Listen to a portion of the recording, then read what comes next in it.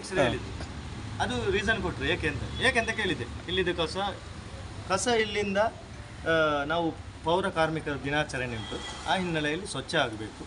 ಮತ್ತು ಅದು ಟೆಂಡರ್ ಆಗ್ತದೆ, ಆದಷ್ಟು ಬೇಗ ಟೆಂಡರ್ ಆಗಿ ಆ ಕಸ ಅಲ್ಲಿಂದ ಹೋಗ್ತದೆ.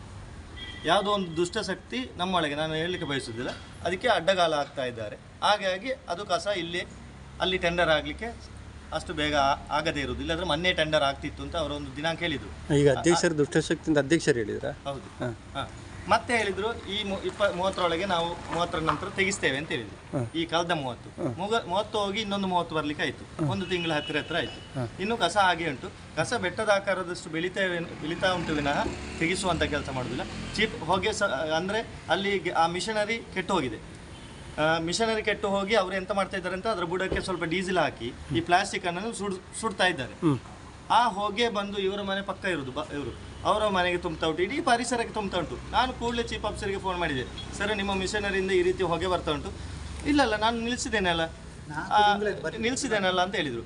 ಇಲ್ಲ ಸರ್ ಹೊಗೆ ಬರ್ತಾ ಉಂಟು ಅಂದರೆ ಈಗ ನಾನು ಅವರಿಗೆ ಹೇಳ್ತೇನೆ ಫೋನ್ ಮಾಡಿ ಅಂತ ಹೇಳಿದರು. ಸ್ವಲ್ಪ ಹೊತ್ತಲ್ಲಿ ಅದು ನಂದಿತ್ತು. ಅದು ಹೇಗೆ ನಂದಿಸಿದ್ರು ಗೊತ್ತಿಲ್ಲ, ನೀರು ಹಾಕಿ ನಂದಿಸಿದ್ರೆ ಅಂತ ಹಾಕಿ ನಂದಿಸಿ ಗೊತ್ತಿಲ್ಲ.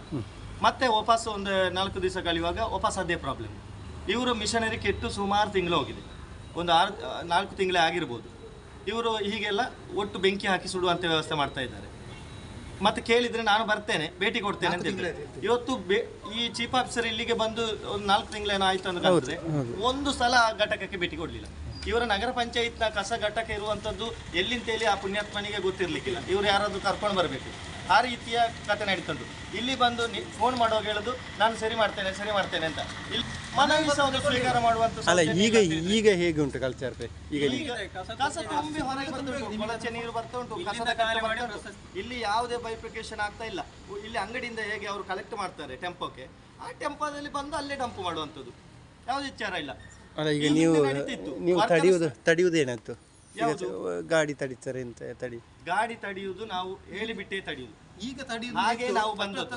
ಇವತ್ತು 2-3 ದಿವಸದೊಳಗೆ ಇವರು ಇದು ವ್ಯವಸ್ಥೆ ಮಾಡದಿದ್ದರೆ ನಾವು ತಡೆಯುವಂಥದ್ದು ಹೇಳೇ ತಡಿತೇವೆ ಅಂತೇಳಿ ಬಂದದ್ದು. ಈಗ ಅವರು ಮಾತಿಗೆ ಸಿಕ್ಕುದಿಲ್ಲ ಅಲ್ಲ, ಒಂದು ವಿಚಾರ ಮಂಡನೆ ಮಾಡುವ ಅಂತ ಹೇಳಿದ್ರೆ